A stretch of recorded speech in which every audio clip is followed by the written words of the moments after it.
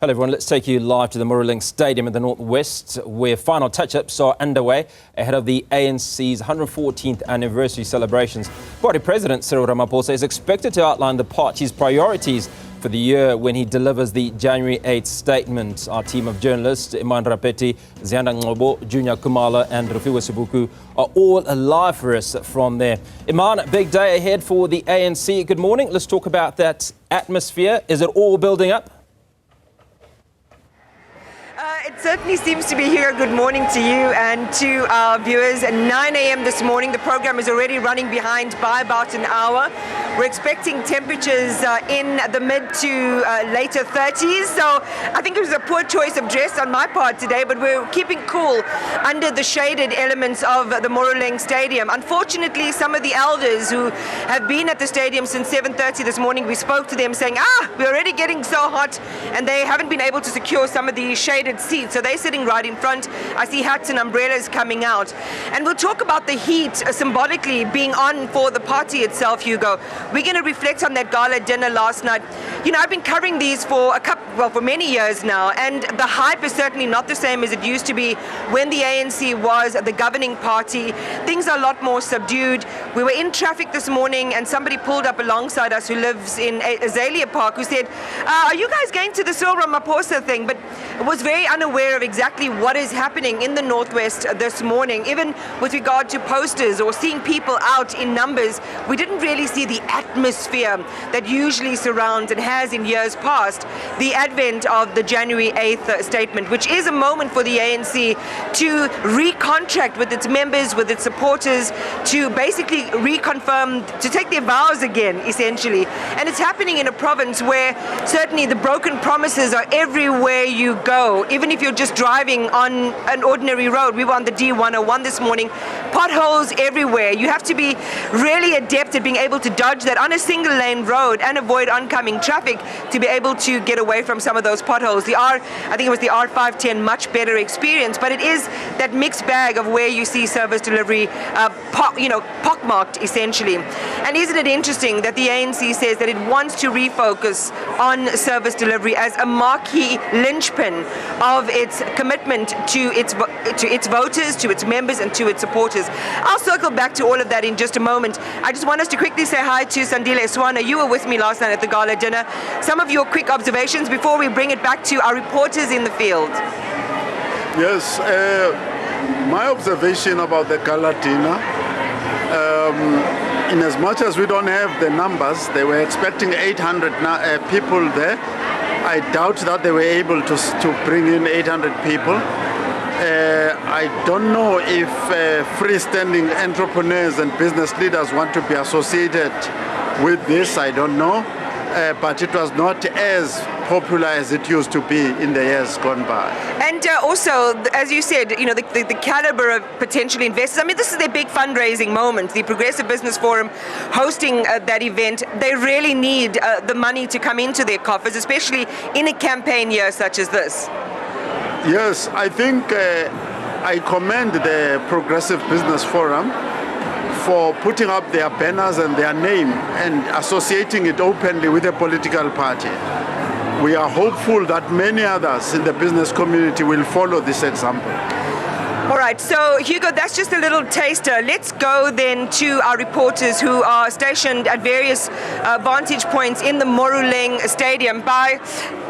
We know that it can accommodate about 20,000 people. It's looking pretty sparse for now, and hopefully the momentum begins to accelerate. It was supposed to start at 8 o'clock. We're an hour behind. President's expected to address at about 10 to 11, so I'm not sure how it's going to affect the timing and whether they adjust the program to make sure that he can address this audience a little bit earlier on. But let's get a view from the stands. Juniour, Khumalo, good morning. Good morning to you, Iman, and you touched on one important thing when you spoke about the gala dinner no longer being the same, with a lot of the business people not wanting to be associated with the ANC. As we saw, it took a while for that particular venue to be filled. They had expected about 800 people, but at the end of the day, not all of them did end up coming. But touching on the issue of finances, there was also a bit of some hesitance when it comes to some of the NEC members themselves, because they had had been asked by the party to bring in people who are going to then buy tickets. But they themselves saying that all of the revelations that have come out from the Madlanga Commission, as well as far back as the Zondo Commission, they are now a bit skeptical when it comes to being associated with some business people because of what might come out at a later stage. But also speaking about things not being the same anymore, the ANC, the SACP, those relations also at a fractured stage at this point. But this also leaves one of the other alliance partners, COSATU, in a very precarious position. And I do have the president of COSATU next to me. I was just speaking to our viewers, talking about that fracture when it comes to the relationship between the SACP as well as the ANC. Where does it leave you as COSATU? Look, thank you very much again, Juniour, for having us, and greetings to the viewers. COSATU is coming from the 8th Central Committee in September last year, and we're very clear that we would not allow the party nor the ANC to divide COSATU. COSATU's main interest is about defending the rights of workers. It is about uniting workers across all trade unions and federations. We are yet to achieve one country, one federation, one sector, one union.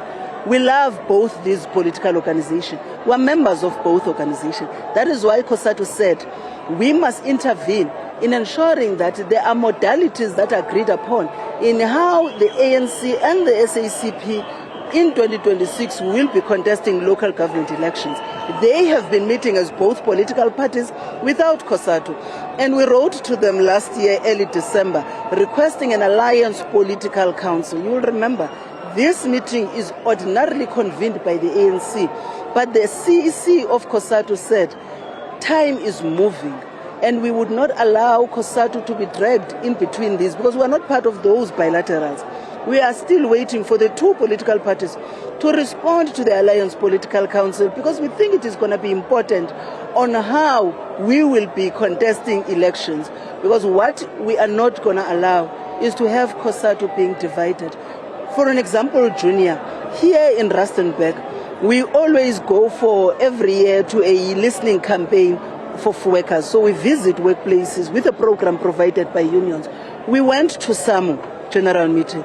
Workers, there's an agreement that was signed by SALGA and the trade unions on grading this Rustenburg municipality to grade 7.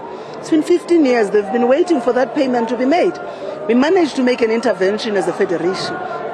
We were dealing with the issue of interns in JST, them also being introduced to the trade union movement, understanding the importance of a trade union movement, and also them joining Samatu. But also dealing with issues that Nihawi in JST, branch leaders and members are dealing with, them being made to do work that is not assigned to them. And these are workplace issues that need a united federation, because then to address issues of workers of Nihawu, you don't need Nihawu alone. You need all of us to deal with those issues. And this is what COSATU is preoccupied about.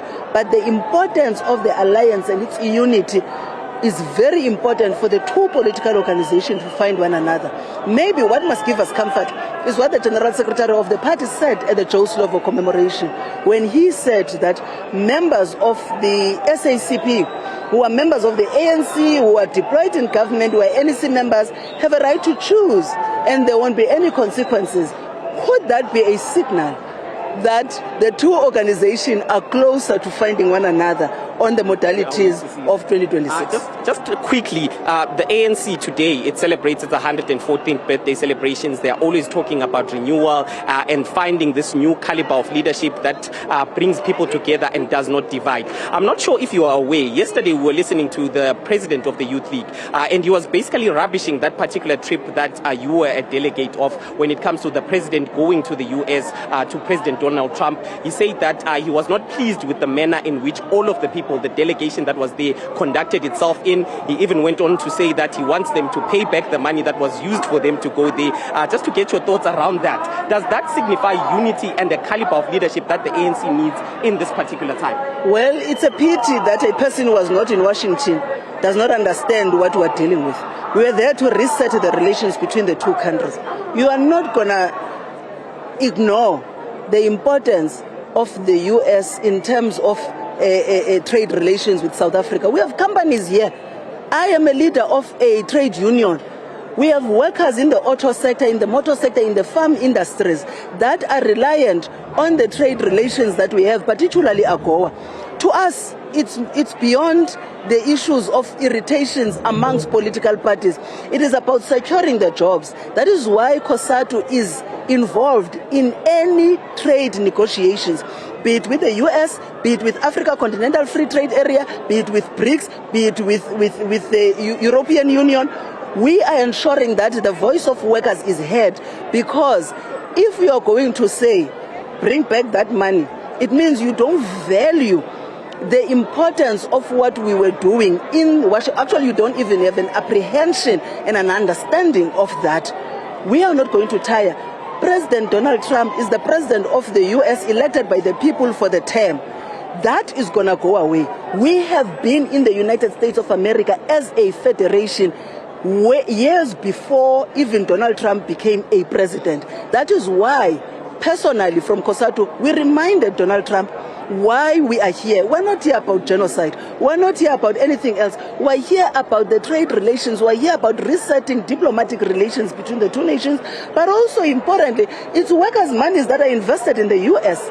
So we need to have an appreciation. Just throw in this. If you're talking about the workers, putting the workers first, putting South Africans first, is it a need for South Africa to continuously air their stance when it comes to what the US does? Does this not then jeopardize those economic and trade relations between the two countries? No, it is very important that South Africa and South African people air their views about these matters. That is why when we went, and we've been going to the US even before the elections, we said we must find a way of separating the geopolitics from the trade issues, because we must respect each other's foreign policy.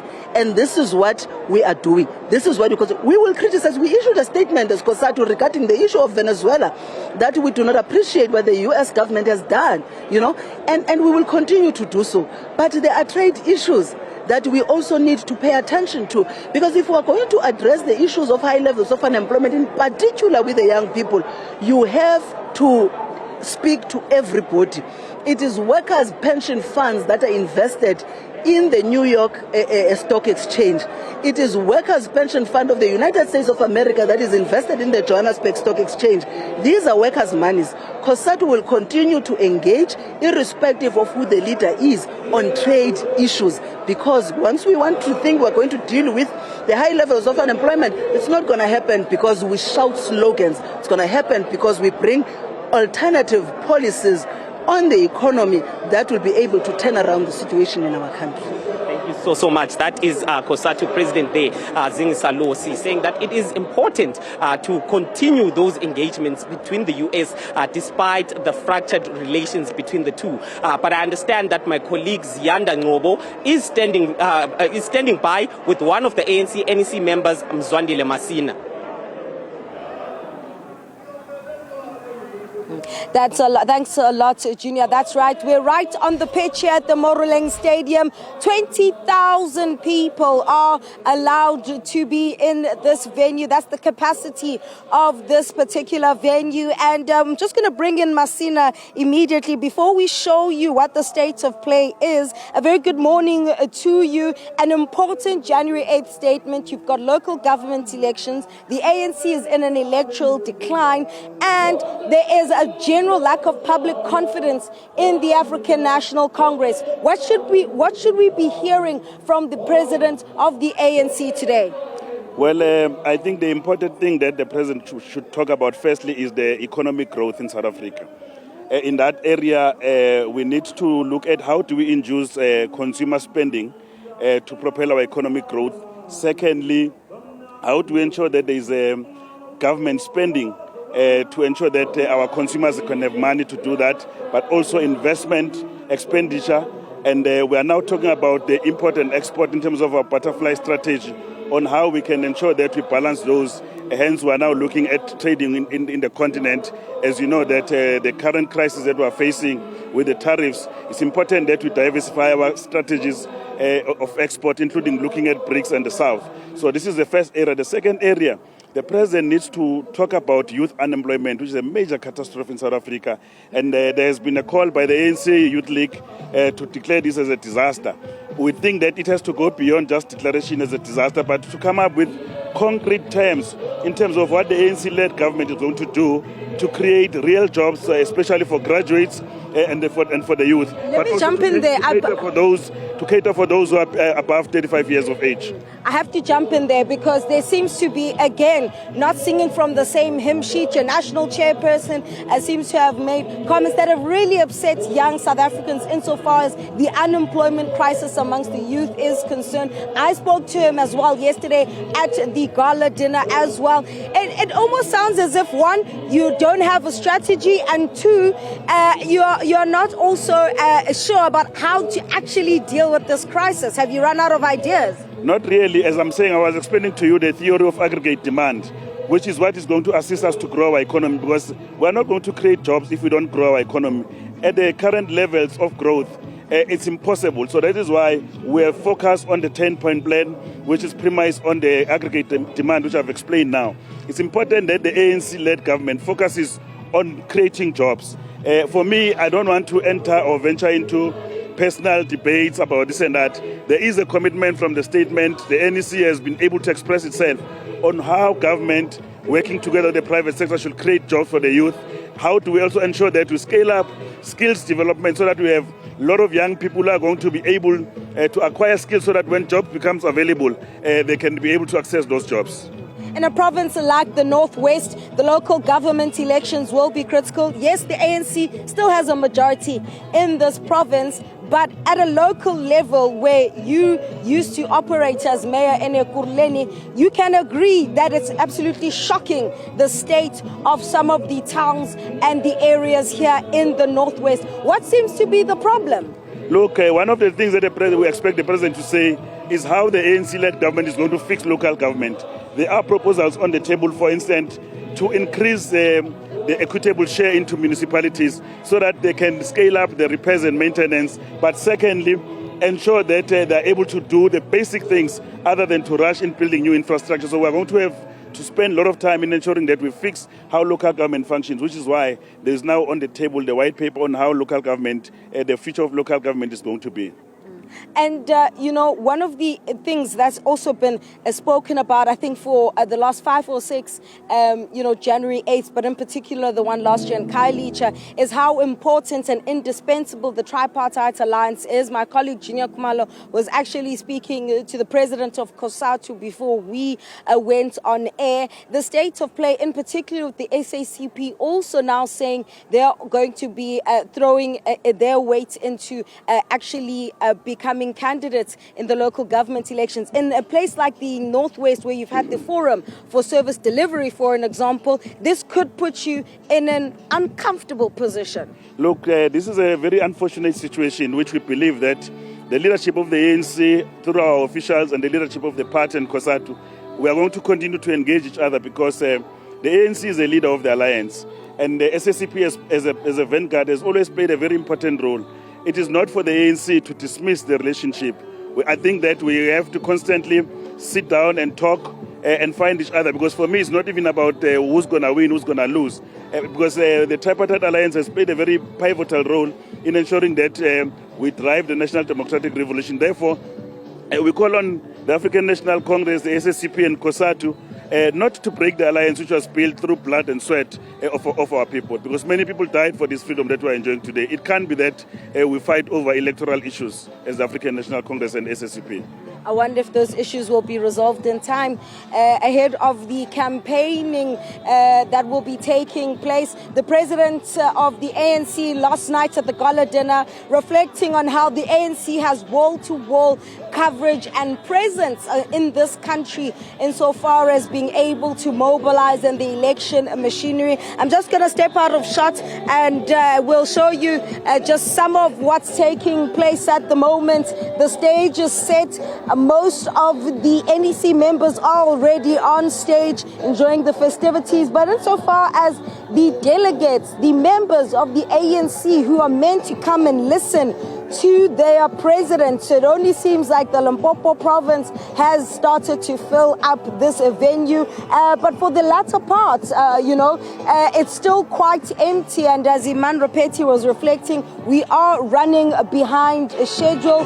The logistics of such an event are usually quite intense in terms of buses, etc. But let's leave it there for now as the volume and the temperature increases here at the Moruleng Stadium.